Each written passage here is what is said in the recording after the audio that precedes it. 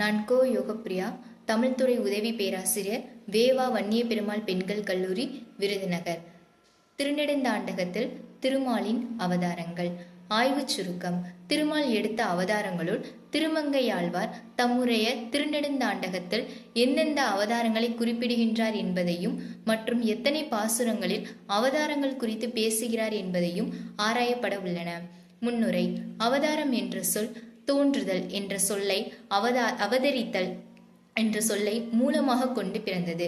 அவதாரம் என்பதற்கு இறங்கி வருதல் என்று பொருள். சைவ சித்தாந்த நெறியில் அவதார கொள்கை இல்லை. பரம்பொருள் மனித வடிவில் வந்து அற்புதங்களை நிகழ்த்துவார், காட்சி தருவார், மறைந்து போவார். ஆனால் வைணவ நெறியில் அவதாரம் உண்டு. பரம்பொருள் பெருமாள் பூமிக்கு இறங்கி வந்து மனிதனாக பிறப்பெடுப்பார், பிற உயிரினங்களாக பிறப்பெடுத்தலும் உண்டு. வைணவ சமயத்தின் முழு பெரும் கடவுளான விஷ்ணு உலகில் அதர்மம் ஓங்குகின்ற போது பக்தர்களை காக்கவும் தர்மத்தினை நிலைநாட்டவும் அரக்கர்களை அழிக்கவும் அவதாரம் எடுப்பதாக வைணவர்கள் நம்புகிறார்கள். அவ்வாறு பெருமாள் எடுத்த அவதாரங்களில் 10 அவதாரங்கள் தசவதாரங்கள் என்று வழங்கப்படுகின்றன. ஆய்வு நோக்கம்.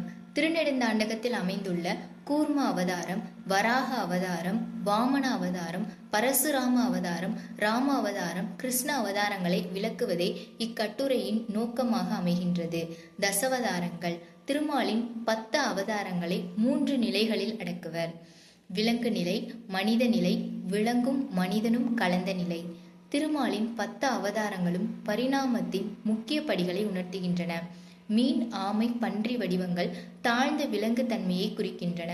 நரசிம்ம அவதாரம் விலங்கு உலகு மனித உலகுக்கு மாறுவதை, வாமன அவதாரம் மனிதன் முழு வளர்ச்சி அடையாதிருந்த நிலையையும் குறிக்கின்றன. பரசுராம அவதாரம் வளர்ச்சியடையாத ஒரு நிலையில் விலங்கு தன்மையான பழிவாங்கும் எண்ணத்துடன் நாகரிகமற்ற நிலையில் இருந்ததை குறிக்கின்றது. ராமாவதாரம் தூய நற்குணம் நிரம்பிய மக்கட்பண்பின் நிலையினை உணர்த்துகின்றது. இச்சையொன்றும் கொள்ளாமல் உலகில் உள்ள தீய சக்திகளுடன் போராடிய மனிதனான கிருஷ்ண அவதாரம் உயிர்களிடமும் தீமையை தெய்வ நிலைக்கு உயர்வதை உணர்த்துகிறது. எல்லா உயிர்களிடமும் இரக்கம் வேண்டும் என்பதையும் வெட்டி வீழ்த்த போவதை வாளோடு தோன்றும் கல்கி அவதாரம் உணர்த்துகிறது. தசவதார திருக்கோயில். தசவதார திருக்கோயில் திருவரங்கத்தில் அமைந்துள்ளது. இத்தலத்தில் பெருமாளின் 10 அவதாரங்களும் மூலவர்களாக உள்ளனர். மச்சவதாரம், கூர்ம அவதாரம், வராக அவதாரம், நரசிம்ம அவதாரம் ஆகிய 4 அவதாரங்கள் சங்கு சக்கரத்துடன் காட்சியளிக்கின்றன. வாமன அவதாரம் கையில் குடையுடனும், பரசுராம அவதாரம் கையில் கோடாரியுடனும், ராம அவதாரம் வில்லம்புடனும், பலராமன் அவதாரம் கலப்பையுடனும், கிருஷ்ண அவதாரம் கையில் வெண்ணெயுடனும் இருக்கின்றன. கல்கி அவதாரம் கையில் கேடயமும் வாளும் உள்ளன. திருவரங்கம் ரெங்கநாதர் கோயிலில் ராஜகோபுரம், மதிசுவர் கட்டுமான பணிகளை செய்த திருமங்கையாழ்வாரின் விருப்பத்திற்கிணங்க இத்தலத்தில் ரங்கநாதர் 10 அவதாரங்க திருக்கோலத்திலும் காட்சி தந்ததாக தல வரலாறு கூறுகிறது.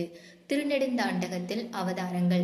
திருமங்கையாழ்வார் அருளிய திருநெடுந்தாண்டகத்தில் கூர்ம அவதாரம், வராக அவதாரம், வாமன அவதாரம், பரசுராம அவதாரம், ராம அவதாரம், கிருஷ்ண அவதாரம் என்று 6 அவதாரங்கள் இடம்பெற்றுள்ளன. கூர்ம அவதாரம் உருவு கண்டு இகழாமல் அதன் பெருமை கண்டு போற்ற வேண்டும் என்பதே கூர்ம அவதாரத்தின் நோக்கம். பணிவு கொண்டு மலை சுமந்த கூர்மமூர்த்தி பார்க்கடலில் இருந்து அனைத்தையும் மீட்டுக் கொடுத்தார். பார்க்கடலில் பள்ளி கொண்டிருக்கும் மகாவிஷ்ணு அரக்கர்களை அழிக்க பல்வேறு அவதாரங்களை எடுத்துள்ளார்.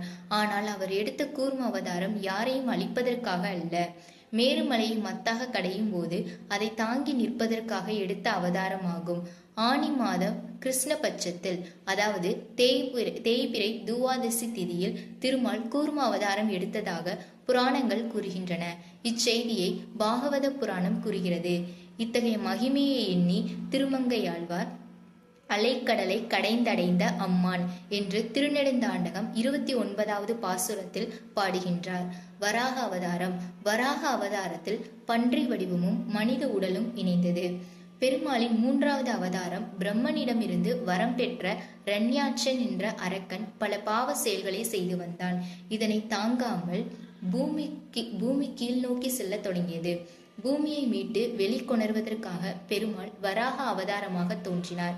இதனை திருமங்கையாழ்வார் பாராளன் பாரிடந்து பாறையுண்டு பாருமிழ்ந்து பாரளந்து பாறையாண்ட என்று திருநெடுந்தாண்டகத்தின் 20வது பாசுரம் வாயிலாக புலப்படுத்துகின்றார்.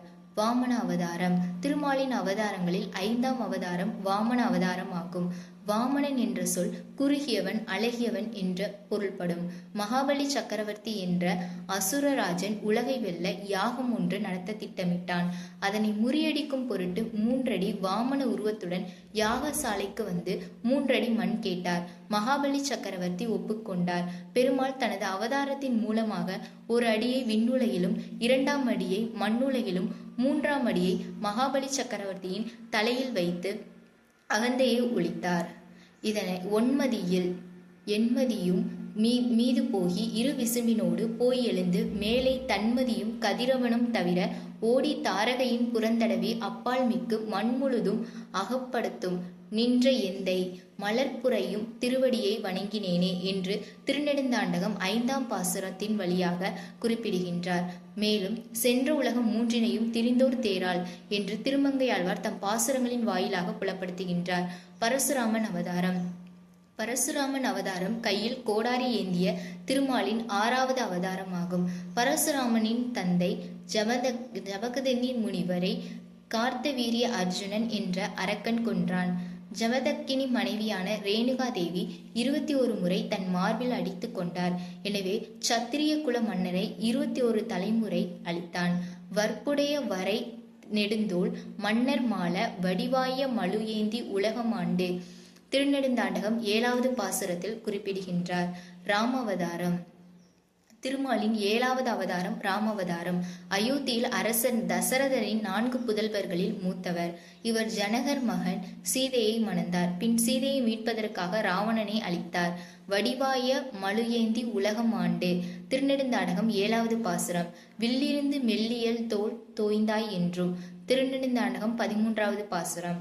தேராளும் வாள் அரக்கன் செல்வம் மால திருநெடுந்தாண்டகம் 20வது பாசுரம் என்று திருமங்கையாழ்வார் தம் பாசுரங்களின் வாயிலாக ராம அவதாரத்தை புலப்படுத்துகின்றார்.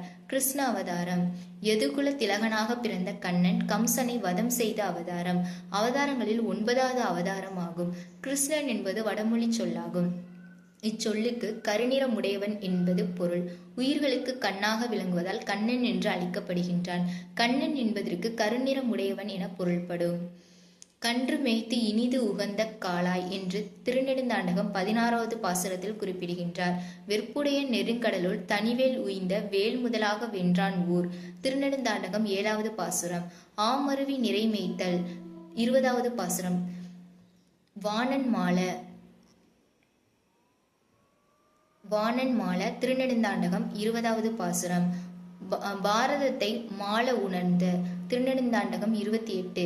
இந்திரன் கல்மலையை பொழியவே கல்லாகிய கோவர்த்தன மலையை குடையாக பிடித்ததால் கல்லெடுத்து கல்மாரி காத்தாய் திருநெடுந்தாண்டகம் 13வது பாசுரம் என்று ஆழ்வார் பாடுகின்றார். முடிவுரை. திருநெடுந்தாண்டகத்தில் திருமங்கையாழ்வார் கூர்ம வராக பரசுராம அவதாரத்தை 1 பாடலிலும், வாமன அவதாரத்தை பற்றி 3 பாடல்களிலும், ராம அவதாரத்தை பற்றி 3 பாடல்களிலும், கிருஷ்ண அவதாரத்தை பற்றி 6 பாடல்களிலும் பாடியுள்ளார். நன்றி.